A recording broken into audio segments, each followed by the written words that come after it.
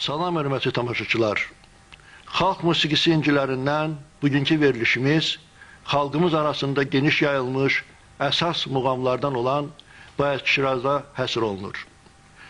Bayat Şiraz həm xalqımız arasında yayılmışdır, eyni zamanda xanəndə və sancəndələrimizin şövqlə oxuduğu bir muğamdır. Bu muğamın geniş yayılmasının sübutu da bir odur ki, bunun üstündə həm çoxlu xalq mahnıları və rəqslər, eyni zamanda rəng və təsniflər qurulmuşdur.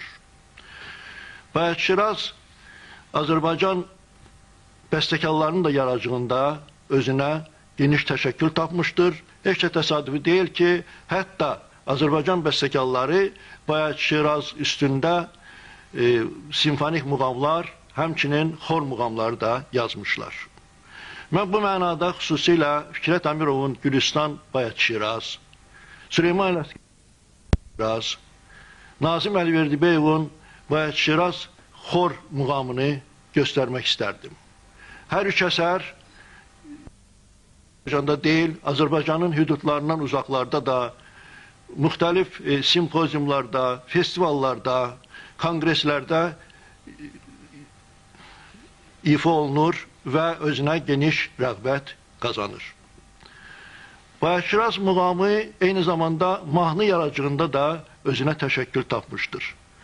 Əgər biz mahnı yaradıcılığına bəstəkarlarımızın nəzər yetirsək, görərik ki, 50-ci illərə qədər Üzeyir Hacbəyevin, Müslüm Maqamayevin, Asəf Zeynallının yaradıcılığında Bayat Şiraz'a çox nadir halda müraciət olunurdu. Ancaq Seyid Rüstamovun yaradıcılığından başlayaraq, onun 50-ci illərdə yazdığı mahnılardan başlayaraq, Bayat Şiraz'a çox intensiv şəkildə müraciət edirlər. Hal-hazırda bizim həm orta, həm gənc, həm də yaşlı nəsil bəstəkarları Bayat Şiraz üstündə həm mahnı, həm də başqa janrlarda çoxlu əsərlər yazırlar. Bu əsərləri xalqımız çox sevir və bu əsərlər tez bir zamanda xalqımız arasında da yayılır. İndi də Bayat Şiraz muğamının bəzi xüsusiyyətlərini açıqlayaq.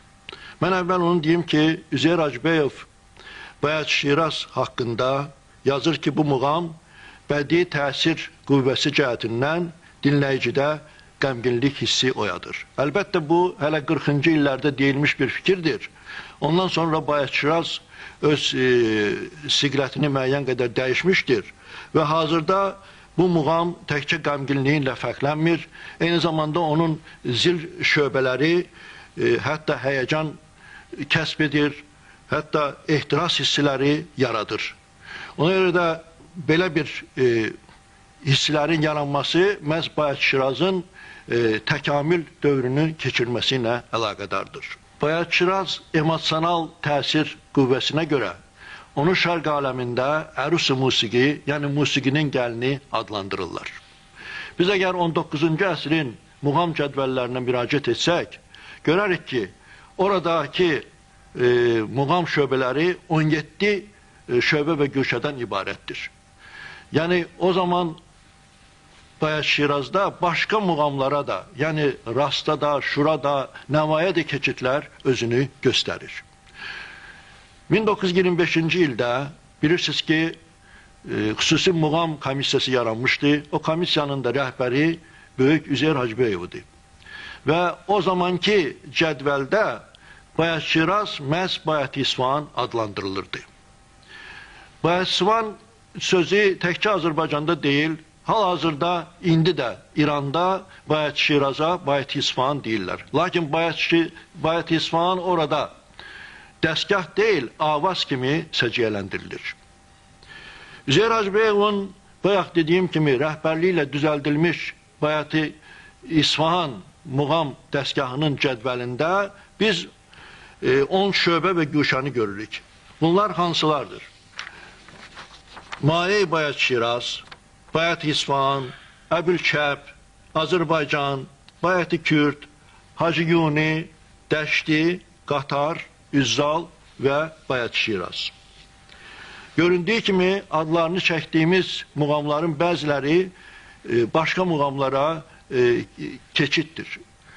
Ona görə də biz belə bir qənaətə gələ bilirik ki, Bayat-ı Şiraz son əsrlərdə yaranmışdır. Yəni o ayrı-ayrı muğam dəstgahlarından götürülmüş muğam şöbələrin birləşdirib muğam dəstgahı yaranıbdır. Sonralar isə Bayat-ı Şirazın təkamülü ilə əlaqədar bu şöbələrdən Bayat-ı Şiraz azad olub və öz təkmil formasını əldə etmişdir. Bəs hazırda xanəndələrimiz və sazəndələrimiz tərəfindən ifa olunan, həmçinin tədris repertuarı kimi işlədilən Bayat-ı Şiraz muğamına hansı şöbələr daxildir? Ən əvvəl onu deyim ki, 8 şöbə və güşə daxildir.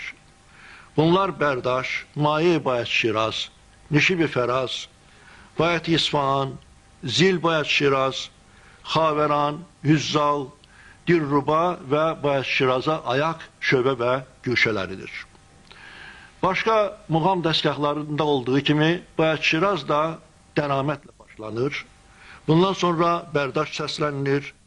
Bu Bərdaş haqqında onu demək olar ki, əgər başqa muğamlarda Bərdaş başqa səciyyə daşıyırsa, burada Bərdaş bir qədər gümrah səciyyə daşıyır, bir qədər təntənəli əhval-ruhiyyə kəsb edir. Bərdaşdan sonra gələn Maye Bayat-ı Şiraz əvvəlki ilə, yəni Bərdaşt ilə müəyyən təzadlıq yaradır. Bu aramlı, çox xoş xəsiyyətli bir muğam şöbəsidir. Maye Bayat-ı Şirazdan sonra ardıcıllaşan Nişib-i Fəraz daha ahəstə bir səciyyə daşıyır. Və Nişib-i Fərazın əsas onun funksiyası odur ki, o Maye Bayat-ı Şirazla Bayat-ı İsfahanı bir növ üzvü surətdə birləşdirir. Biz keçən verilişimizdə Şur dəstgahından danışırdıq. O Şur dəstgahında da Nişib-i Fəraz var, lakin o orada başqa bir xəsiyyət daşıyır. O Sarənd şöbəsindən Maye-i Şura keçid funksiyasını daşıyır. Və biz onu da deyə bilərik ki, melodiya baxımından da Bayat-ı Şirazda işlənən Nişib-i Fərazla Şurda işlənən Nişib-i Fərazın arasında fərq vardır. Əgər Şurda işlənən Nişib-i Fəraz Şurun deməli çalarlarına boyanırsa, Bayat-ı Şirazda işlənən Nişib-i Fəraz məhz Bayat-ı Şiraz lad məqamından irəli gələn intonasiyalara əsaslanır. İndi də gəlin, haqqında söz açdığımız Dəramət, Bərdaş, Maye Bayat-ı Şiraz və Nişib-i Fəraz şöbə və güşələrinə birlikdə qulaq asaq, oxuyur Respublikanın xalq artisti Yaqub Məmmədov, onu müşahidə edir, Azərbaycan televiziyası və radiosunun Əhsən Dadaşov adına xalq çalğı alətləri ansamblı, ansamblın bədii rəhbəri Respublikanın əməkdar artisti Adil Bağırovdur.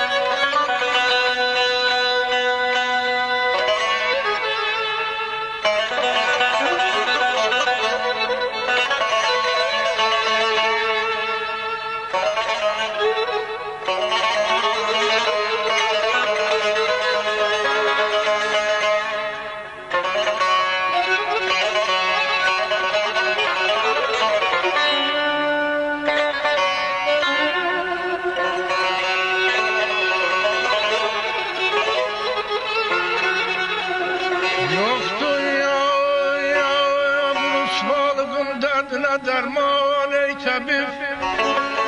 Eyleme rusva gözünü, hem kalbimi kan ey tabip. Olmak istersen eğer asuda koy rahat beni. Derdimin çaresine yoktur imkan ey tabip.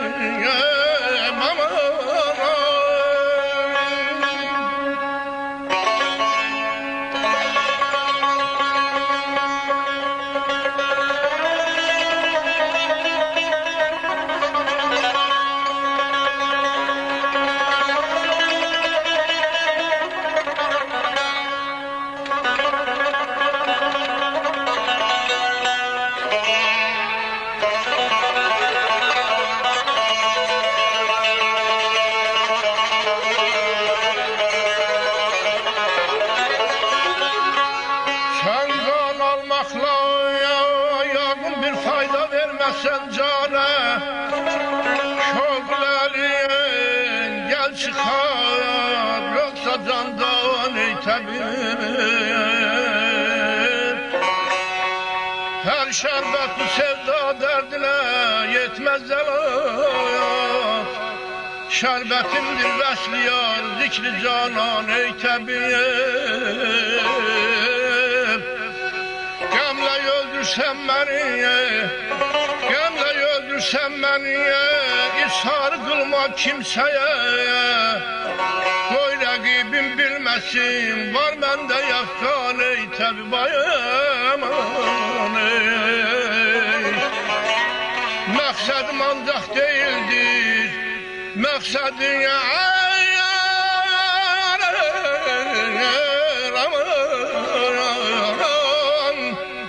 maksadım ancak değildir, derdimi yaşla sana.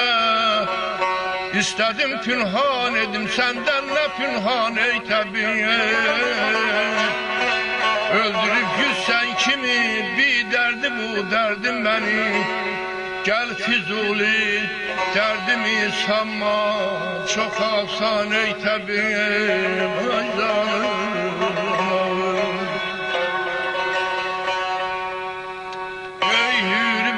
Eşrıkın sağlarımdadır, Göksel zülalın vade-i can perverimdedir. Ah İskender'im zülmete ey Hızrı yolam levan.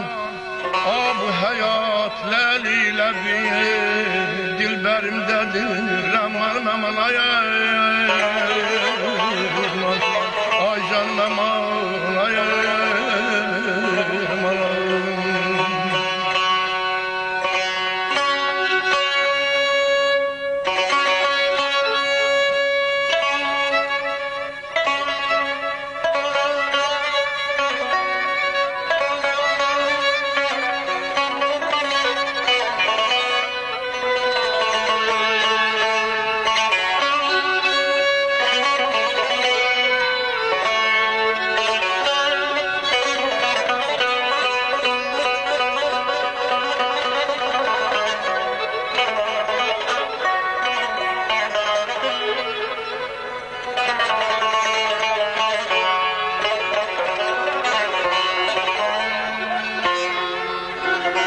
Korkutma Allah itmeni nar cahimden.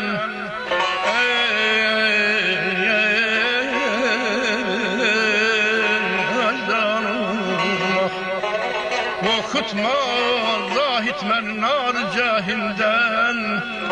Deryayı rahmetin başı eşk-i terimdedir. Olgaşa zülfügarı bulan zehmi möhlükün, Cibril teken o suya serin şahferimdedir. Dilden mahaldır ki ede intikalı yeş. Seyit bu bir eleldi ki öz cevherimdedir. Yar yar yar aman yar yar yar aman beded aman yarım aman aman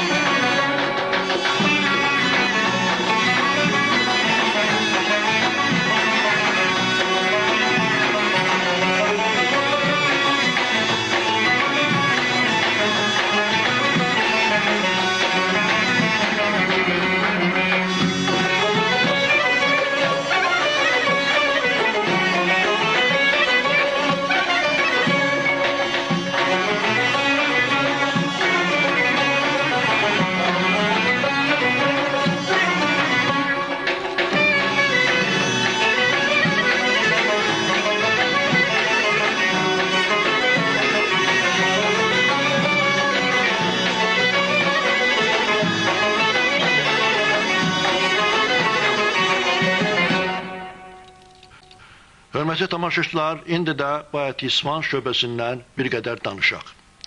Bayat İsvan şöbəsi Bayat Şiraz muğamında orta şöbə, mərkəz şöbə əhəmiyyətini görür.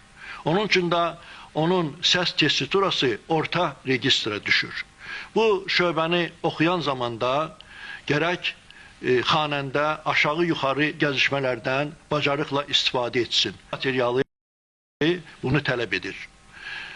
İndi də gəlin, həmin Bayat İsvan şöbəsini biz Respublikanın xalq artisti Ağaxan Abdullayevin ifasında dinləyək.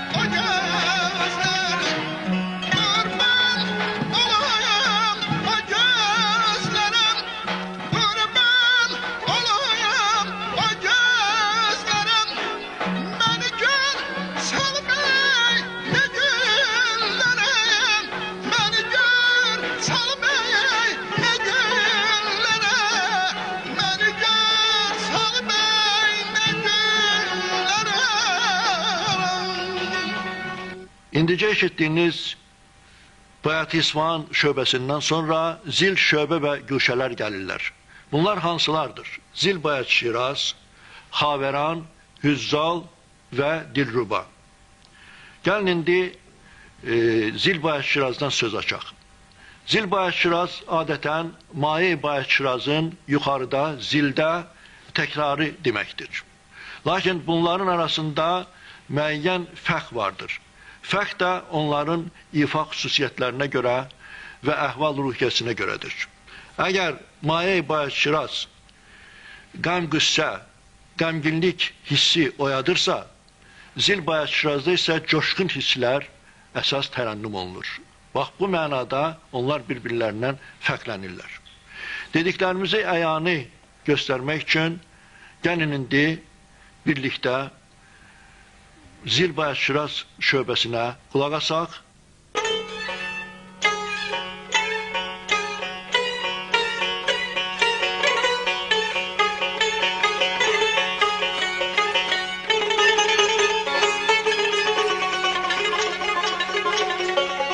Vaymışsan hüsnüne yesret o gözü görmeli, etmişsen aşkın ucundan neceye varam beni. Aman, ay, ay, aman, ay.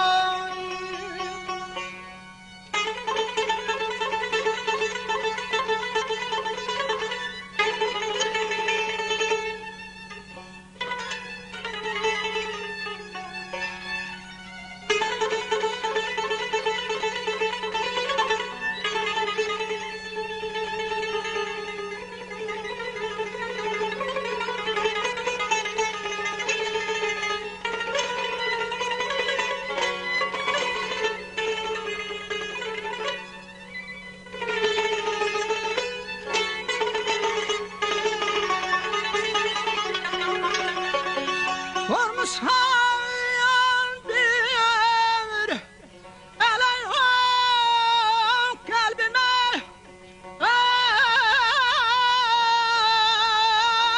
şu yok benim, yok gümanım sağlam, öldürer bu yarım beni.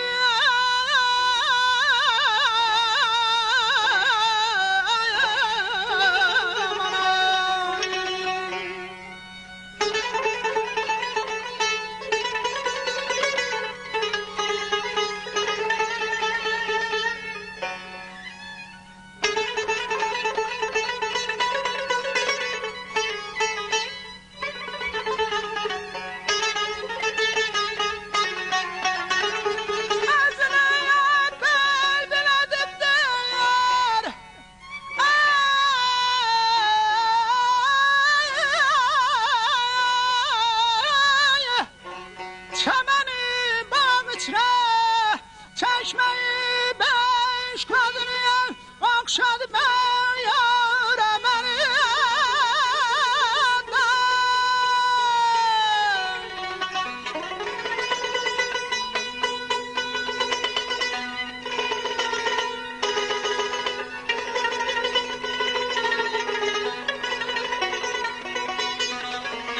Təkcə bir can ki cefadır bu bela.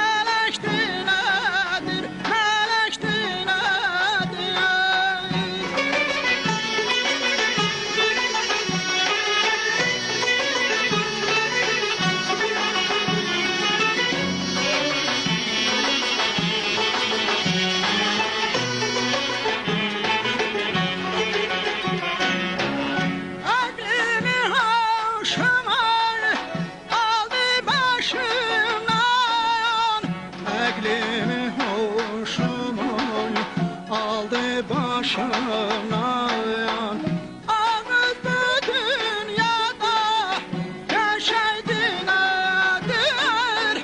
O kız bu dünyada yaşaydı nedir? Yaşaydı nedir?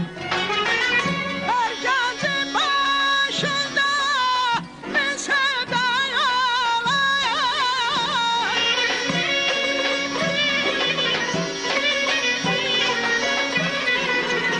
her seven gönülde min sevda yolar, min sevda yolar, min sevda yolar.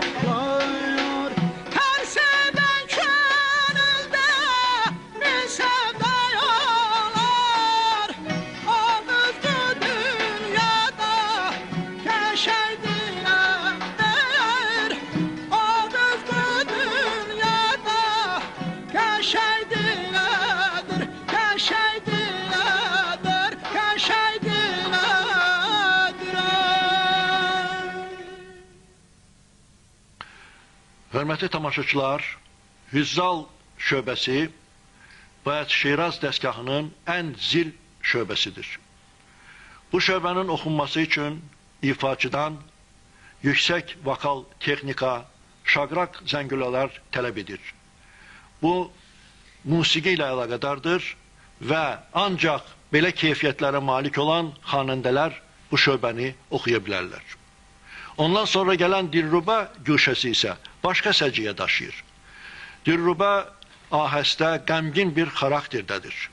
Elə heç təsadüfi deyil ki, Dilruba güşəsinin mənası könül açan, gözəl deməkdir. Və bundan sonra gələn Bayat Şiraza ayaq, yəni musiqiçilərin dili də desək, bu isə təmkinli, aramlı bir xarakter daşıyır. Yəni Bayat Şiraz dəstgahı aramlı, təmkinli, sakit xarakterli musiqi ilə bitir. Hörmətli tamaşaçılar, indi də gəlin Bayat Şiraz dəstgahının son şöbələrinə və güşələrinə birlikdə qulaq asaq. Bunlar Hüzzal, Dilruba və Bayat Şiraza ayaq, şöbə və güşələridir. Oxuyur Respublikanın xalq artisti Qəndab Quliyeva. Bununla da verilişimiz sona yetir. Sağ olun, sağlıqla qalın.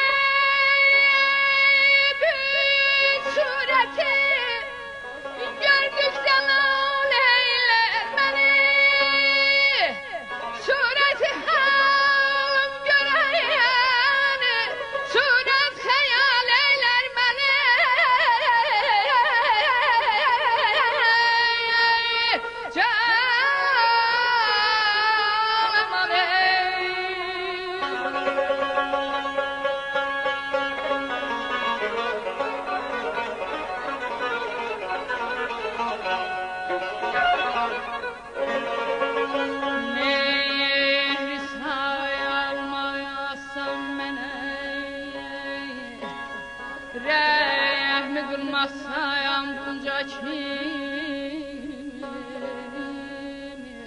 sayət ey sevdayı zülfün paymal eylər məni yaydad bey